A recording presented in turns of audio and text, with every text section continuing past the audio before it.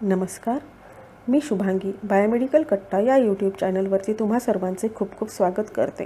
तर आज आपण हॉस्पिटलमधील निओनेटल ICU आणि त्यामधील बायोमेडिकल इक्विपमेंट याबद्दलची माहिती घेणार आहोत. तर सर्वप्रथम निओनेटल ICU म्हणजे काय? जेव्हा न्यूबॉर्न बेबी जन्माला येते आणि ते प्रीमॅच्युअर्ड असते किंवा क्रिटिकल असते, अशा बेबींना किंवा अशा बाळांना ज्या फॅसिलिटीमध्ये ठेवले जाते जिथे त्यांची एकदम क्लोज ऑब्झर्वेशनमध्ये दक्षता घेतली जाते, अशा फॅसिलिटीला किंवा डिपार्टमेंटला निओनेटल ICU म्हणजेच निओनेटल इंटेन्सिव्ह केअर युनिट असे म्हणतात. बेबी वॉर्मर हे निओनेटल ICUमधील अत्यंत महत्त्वाचे मशीन आहे. याचा उपयोग न्यूबॉर्न बेबीचे टेम्परेचर मेंटेन करण्यासाठी तसेच मेटाबॉलिझम रेटच्या ज्या लिमिट्स आहेत त्या मेंटेन ठेवण्यासाठी होतो.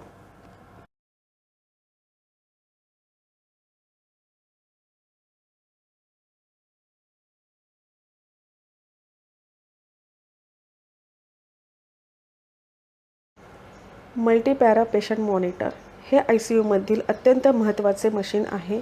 याचा उपयोग पेशंटचे जे व्हायटल पॅरामीटर्स असतात जसे की ECG, respiration, temperature, blood pressure, ETCO2 असे वेगवेगळे पॅरामीटर्स मेजर आणि मॉनिटर करण्यासाठी वापरतात.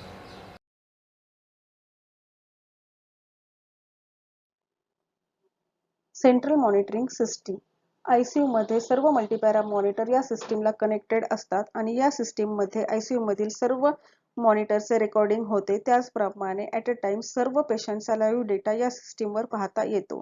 ही सिस्टीम नर्सिंग काउंटरच्या ठिकाणी इन्स्टॉल असते.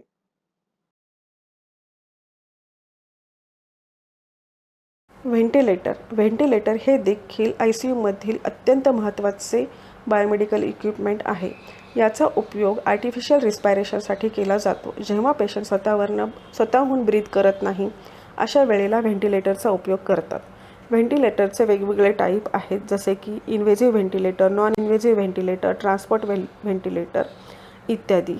याची डिटेल माहिती आपण पुढील व्हिडिओमध्ये बघणार आहोत. CPAP युनिट आणि BiPAP युनिट हे इक्विपमेंट पेशंटची ब्रीथिंग सिस्टीम म्हणजेच रिस्पायरेशन इम्प्रूव्ह करण्यासाठी वापरतात.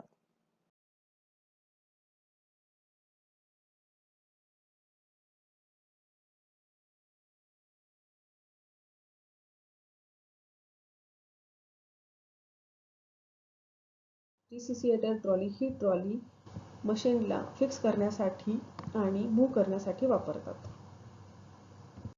जेव्हा बेबीला ट्रान्सपोर्ट इन्क्युबेटर जेव्हा बेबीला एका ठिकाणाहून दुसरीकडे शिफ्ट करायचे असते किंवा एक्सरेसाठी, CT स्कॅनसाठी किंवा एका हॉस्पिटलमधनं दुसऱ्या हॉस्पिटलमध्ये शिफ्ट करायचे असते, त्यावेळेला बेबीचे टेम्परेचर मॉनिटरिंग आणि मेंटेन करण्यासाठी ट्रान्सपोर्ट इन्क्युबेटर या मशीनचा उपयोग होतो.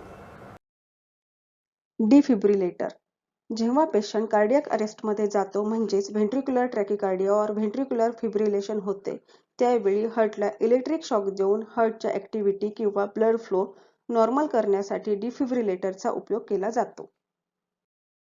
सिरिंज आणि इन्फ्युजन पंप या इक्विपमेंटचा उपयोग पेशंटला ॲक्युरेट अमाऊंटमध्ये आणि पर्टिक्युलर वेळेमध्ये फ्लूइड किंवा ड्रग्ज देण्यासाठी होतो. एम्प्लिट्यूड EEG या मशीनचा उपयोग बेबीच्या ब्रेनमधील ॲक्टिव्हिटी मेजर आणि मॉनिटर करण्यासाठी होतो.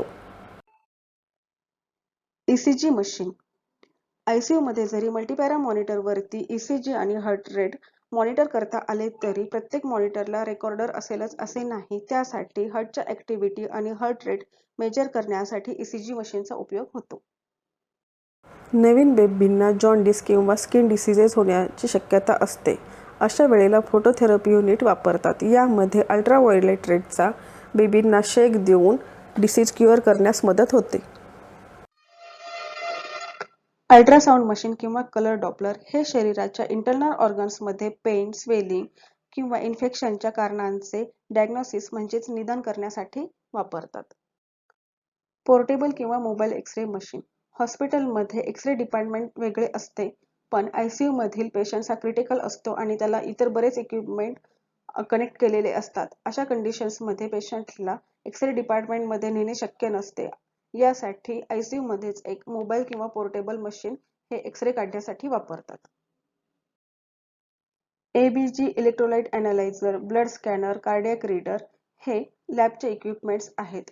ICU मधील पेशंट्स खूप क्रिटिकल असतात आणि त्याचे टेस्ट रेग्युलर आणि वेळेत होणे खूप महत्त्वाचे असतात. यासाठी लॅबचे काही पोर्टेबल इक्विपमेंट्स जसे blood gas analyser, electrolyte analyser, cardiac reader हे इक्विपमेंट ICU मध्ये यूज होतात. ICU मध्ये बायोमेडिकल इक्विपमेंट सोबतच बायोमेडिकल सेंट्रल सिस्टीमही यूज होतात, जसे PTS म्हणजे न्यूमॅटिक ट्यूब सिस्टीम, MGPS म्हणजे medical gas pipeline system, HIS म्हणजे hospital information system, nurse call system. या व्यतिरिक्त ICU मध्ये अनेक स्मॉल इक्विपमेंट्स असतात, जसे nebuliser, syringe cutter, BP apparatus, stethoscope, glucometer, laryngoscope, fetal doppler, external pacemaker, blood warmer, vein detector, nerve locator, portable suction machines, x ray view box इत्यादी. तर या video मार्फत आपण ICU मधील इक्विपमेंट्स आणि त्याचे बेसिक ॲप्लिकेशन्स याबद्दलची माहिती घेतली. या माहितीबद्दल जर काही शंका असतील तर तुम्ही कमेंट्समध्ये विचारू शकता आणि हा व्हिडिओ आवडला असेल तर नक्की लाईक करा, शेअर करा आणि सबस्क्राईब करा. Thanks for watching.